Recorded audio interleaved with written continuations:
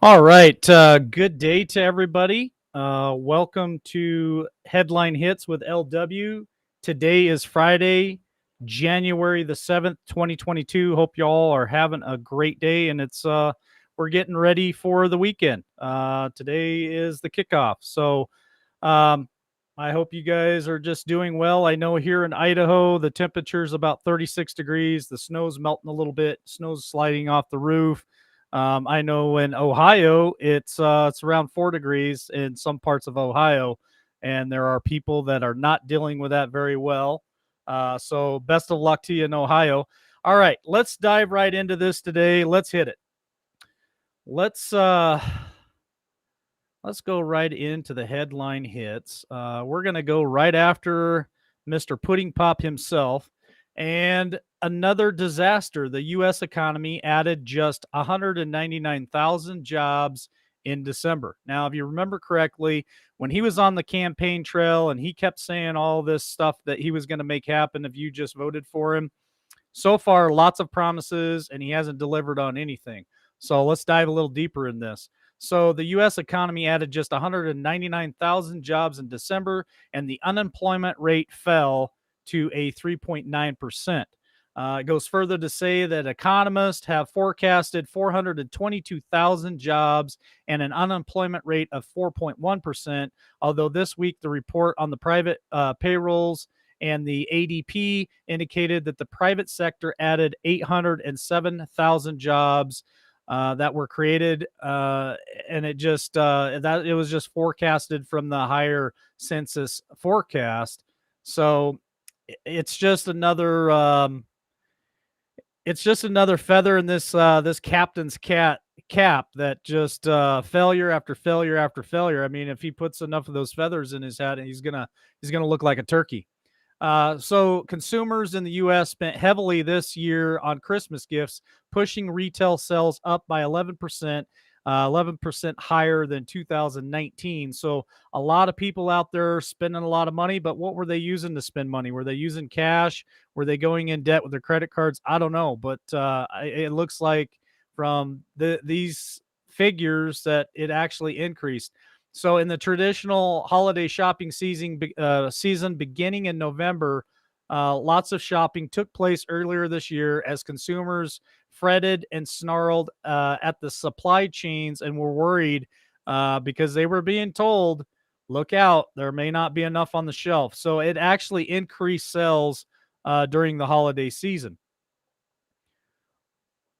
It's right there. So let's go to the next one here. The next headline, we're going to stay with old Puddin' Pop here, and we're going to talk about his jobless claims that inched up to 207,000.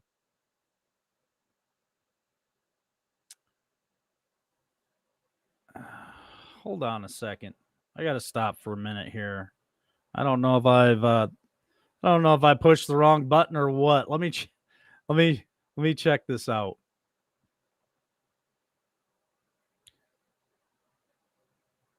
All right. Well, I'm just gonna roll with it. I don't. At this point, I'm just rolling with it.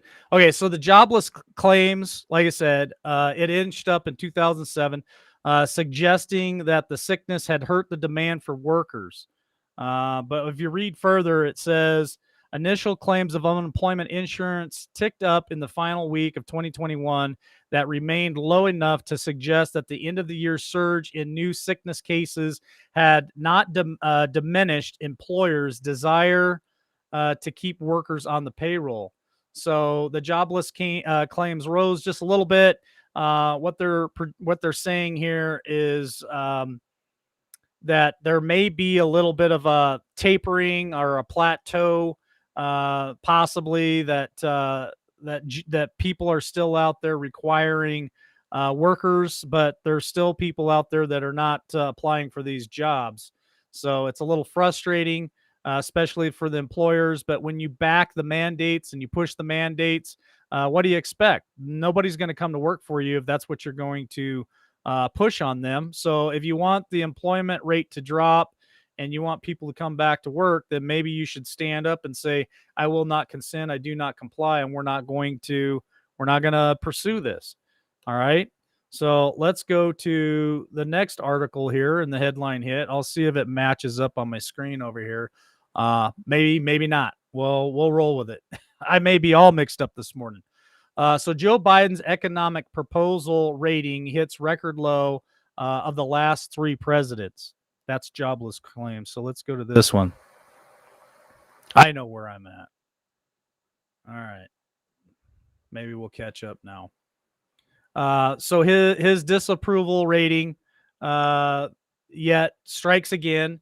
So let's talk about it for a minute. The full percentage rate in his what they call the fraud legacy of Joe Biden is poor for his mishandling of the economy. This is lower than our two most recent former presidents, T and what they call Barry Obama. And their words, not mine, pulled at any time during their previous presidency. So it goes further to say that Biden also hit the three president low in his mishandling of the national security issues as well. Currently, 50% of those polled rate him as poor. These aren't my numbers. These are their numbers. In fact, Biden's economic and national security ratings are worse than the lowest ratings of the other two presidents. And the other two presidents' ratings are as followed. Trump's for the handling the economy in his first year of his first term was at 44% poor, and national security was at 47% poor, while Barry's was at a 51% poor and a 47% poor. So it goes on to say that on the on the economy, a full 66% of Americans rate Biden as poor, 55% as fair, and 11% checked out. So it just doesn't look good for this guy. Like I said, if he keeps putting these failure feathers, and I'm going to coin that phrase, these failure feathers in his cap, he's going to look like one big turkey by the end of his presidency. So let's move on. Let's go to this article, which talks about the shrinking majority party, which they say is us. And I want to read you this, and I want you to pay attention to some of the things that I'm going to point out to you. So Jamie Raskin decries that Republicans as fascistic, shrinking minority party at the J6 vigil party hosted by none other than Antifa. Okay. So they were all there. Republican Jamie Raskin, Democrat from Maryland, said during the J6 Day of Remembrance, at the Action Candle Vigil. Okay, so here's a few things that I'm going to point out at you. So they had a candle vigil in DC for what happened on J6. Yes, there was somebody that lost their life that day, I think unnecessarily. There was some damage done to the Capitol building. I think there was some broken windows. They might have tipped over some of those velvet rope things. But for the most part, I call it the field trip to the Capitol because that's, in my opinion, that's what that was. What about Chicago? What about Portland? What about Seattle? What about these towns, these big cities that were attacked and burned to the ground? Police departments being overran and torched. The police cruisers torched. What about the people walking down the street that got hit from behind? Even old big mouth Waters said, "Get in their face, shout at them, don't back down." She promoted that. If you remember correctly, and I'm going to keep pointing these facts out, even Hills Up herself joined in some of this protest. Where's the vigil for that? For the people of Seattle? Where's the vigil for all the mom and pop businesses across America that lost out in the summer of love, lost their entire life savings, lost everything, went bankrupt, and can't come back? Where is the monument for that? Where's the statue for that in all those towns? Where is the vigil? Where's the outcry from the Democrats? There is none, folks. There is none. It's just for the J6 event. And I'm going to go further. I'm going to tell you why it is. So he goes on to say that shrinking majority party standing with the most authoritarian, fascist, fascistic elements of the whole country. So they're trying to call us fascists. Are you kidding me? He opened the speech at the candlelight vigil to claim many pro law enforcement Americans are phony. So here they go. They start talking about defunding the police, putting police in their own handcuffs so they can't do their job. So the Maryland Democrats said, and where are the phony defenders of law enforcement who rear their ugly heads when some racist cops beat up the African American citizens? So here they are, gaslighting once again, trying to rile up the crowd, calling for people to take notice to this. And it was such a horrible event. And I'm going to go further in more articles and talk about this. But he goes on to just basically down the police. Um, uh, he's part of the problem, folks. He truly is part of the problem. The Democrat Party is a big problem. So let's move on to the next article because it just continues here. So Democrat Representative Japala, I don't even know how to pronounce her name, and I really don't care. Diminishing January 6 is its own form of violence. Okay, so let's go on and hear what she has to say. So this representative out of Washington State, she says at the Situation Room on the Communist News Network, she's talking about what happened on J6. She said that downplaying what happened during the riot at the U.S. Capitol on J6 in 2021 as its own form of violence. She also went on to say, I think what the president did today was very important because we cannot ever forget how fragile our democracy is. How close were we to losing it, and how critically important it is the right now to this movement to protect it. Watch the words. Listen to the words. So dipshit Wolf Blitzer says, you say that the danger is still clear, it's still present. Is it better or worse than what it was a year ago? And she goes on to say, well, obviously we're not in the middle of a erection today, but uh, the reality of the former president continuing to be out there promoting the big lie and the entire Republican Party, except for just a few courageous people like Liz Cheney, just so you guys know, from Wyoming. We need to get rid of her. She needs to be voted out. Okay.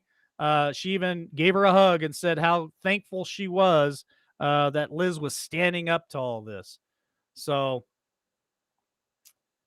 I'm going to call them out. This is what we're facing right now.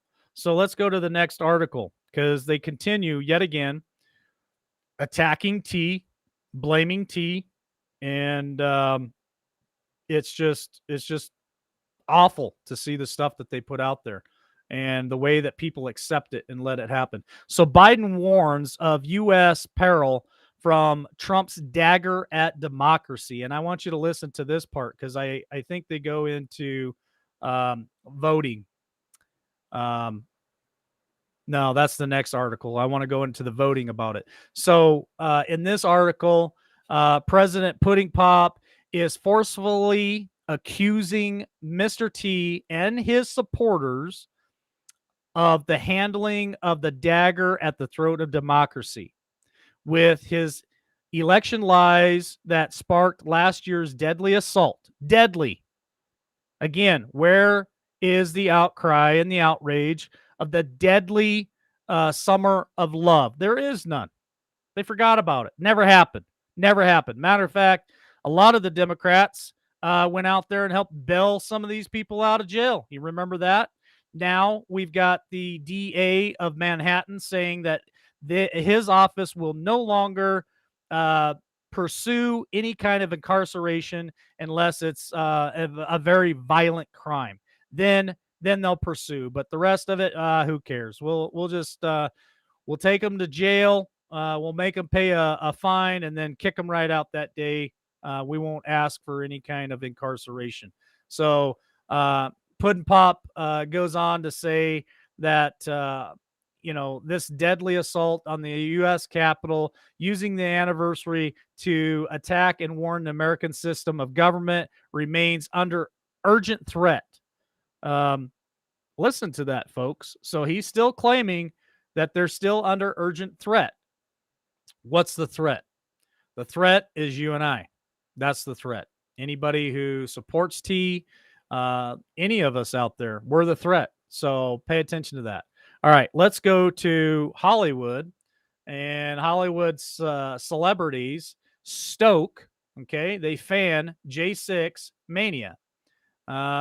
Democracy itself was under attack by insurrectionists. Okay, so this is where we get into the voting stuff. And this is the Hollywood out there doing what they do best, right?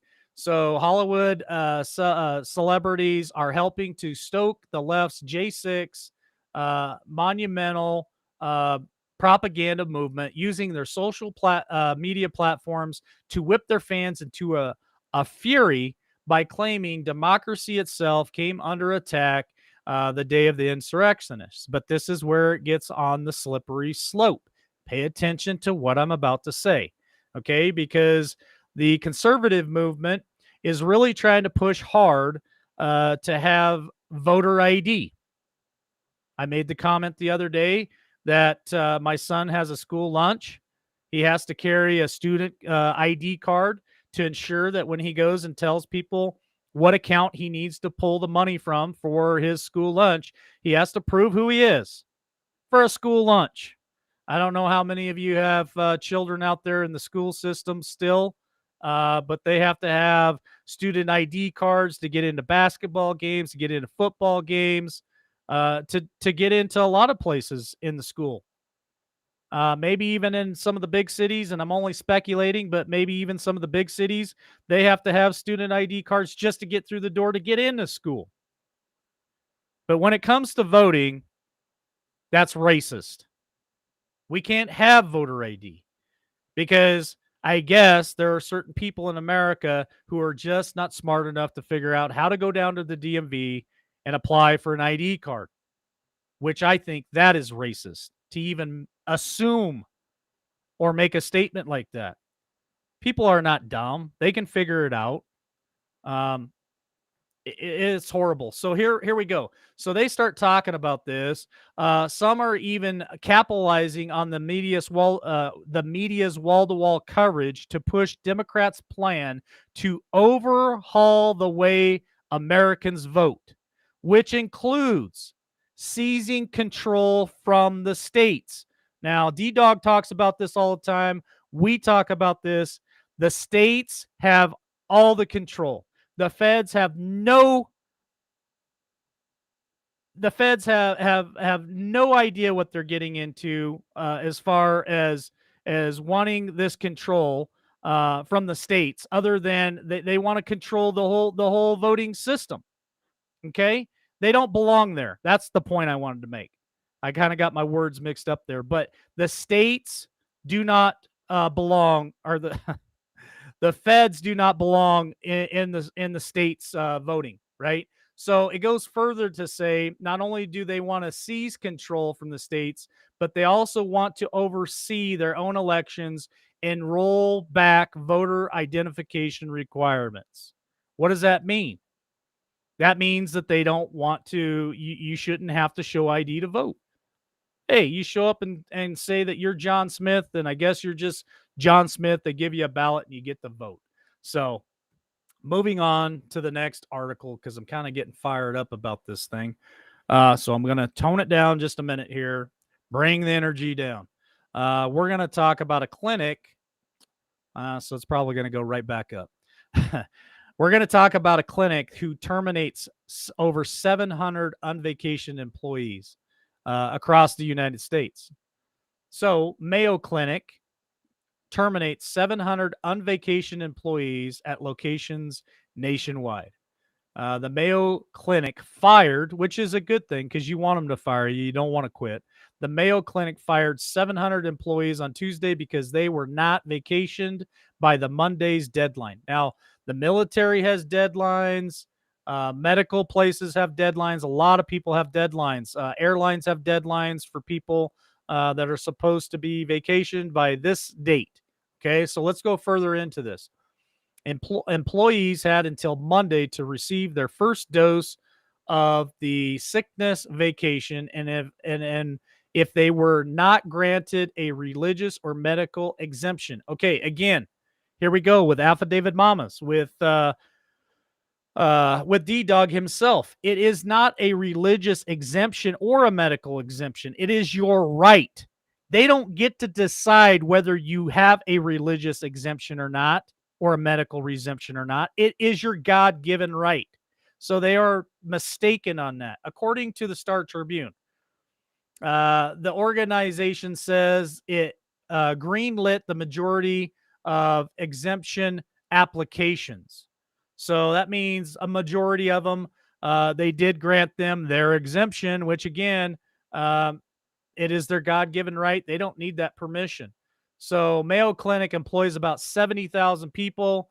So roughly 1% of its workforce was terminated on Thursday. Now, I'm not going to go any further into this, but what a mess they got on their hands, right? That's just 1%. The rest of them, I guess, decided to comply to keep their jobs. So that's unfortunate. All right, let's roll into the last two articles here. The last one, stick around for because I think it's important. I'm trying to share information with you guys. I'm trying to show you both sides of the coin here, hopefully. So pay attention to the last article. I think it's very important. All right, we're gonna bounce back to old Pudding Pop's administration real quick because I found this interesting. Black and white unemployment gap soars as black unemployment rates jump. I got a point to this, so just stay with me here for a minute. The United States saw the widest gap in unemployment rates for African Americans and whites in years, as a coalition of the first year of Biden's presidency, underscoring an uneven recovery from the sickness pandemic and the Puddin' Pop administration failure to meet its promise to foster racial equity in the economy. So here you go. Here's another feather in his cap of failure. The failure feather in his cap. Let's try to say that 3 or 4 times really fast. He's already looking like a turkey. So remember, he promised racial equality. If everybody that was a minority, that was colored, any color, red, white, blue, I don't care. If they voted for him, boy, he was going to make all this equality happen. He was going to change the face of America, but yet he fails again.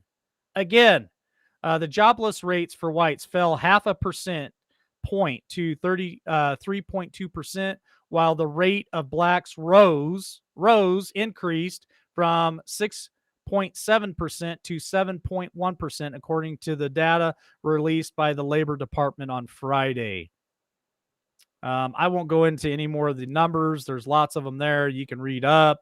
It starts way back in the 1970s and just all the stuff. My point of this is he promised this. He promised this. He still hasn't delivered. Lights on, nobody home, Joe. And the thing is if you remember back to the Trump administration, we had some of the lowest unemployment rates in decades for minorities. Trump really cared about them, in my opinion. He did a lot to help them.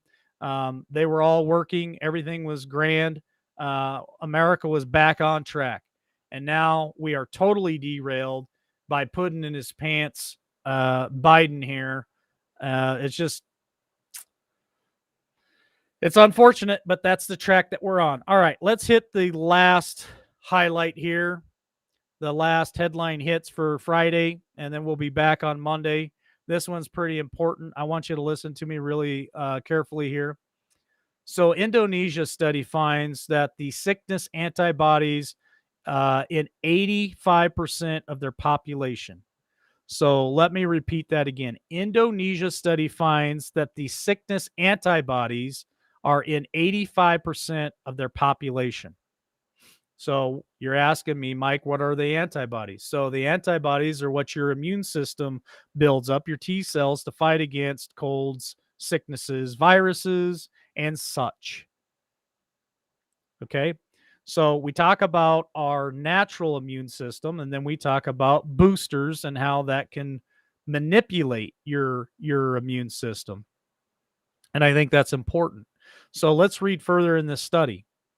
The survey published at the University of Indonesia on Thursday found that the sickness antibodies is in over 85% of the population due. So listen, I'm trying to be objective here, due to both vacations and natural immunity due to viral infections.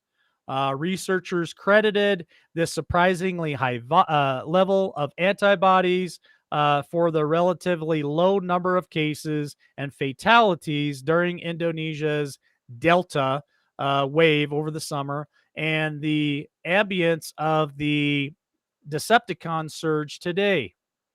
The study conducted from October to December included 22,000 patients. Indonesia population of 270 million is only about 42% vacationed. 42%. So finding antibodies in 85% of the survey subjects was unexpected. Why is that? Indonesia peaked about 50,000 infections a day during the summer during the Delta wave, but is currently logging only a few hundred a day.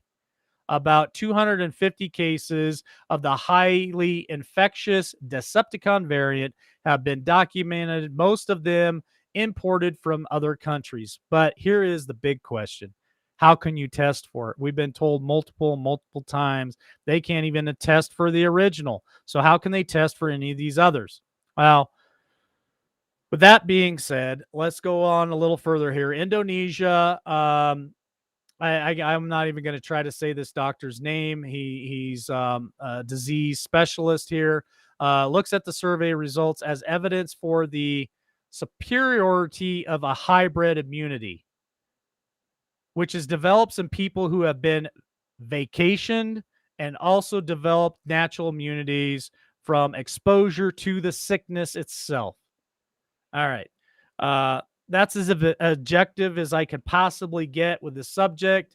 Um, I'm just gonna say I'm staying in the camp of control group. I don't care what they put out there as what they put out there for the vacation people, and if any of that stuff is really being effective or not. I'm not going to take a chance. My life is way too valuable to me than going out there and making a horrible mistake. So I somehow have lost my entire software. Let me see if I can find it here, folks. I don't know what happened. Hold on. We're going to end this and move on with our day, and I cannot find where my stuff is. I may not be able to end this show. We may be going all there it is. We may be going all day long. Just joking. All right. So that is the headline hits for Friday. I hope you guys all enjoyed it. Remember, later this afternoon, we got the 3 at 3 over on Podbean. So if you guys want to join Tammy and Shane and I, the 3 at 3 over on Podbean, we got a pretty interesting topic that we want to talk about today. So thank you so much for joining us. And we will also be back tonight at 8 Eastern, 7 Central, and 6 Mountain Time on Facebook, YouTube, and Twitch. So love y'all. Have a great day. God bless.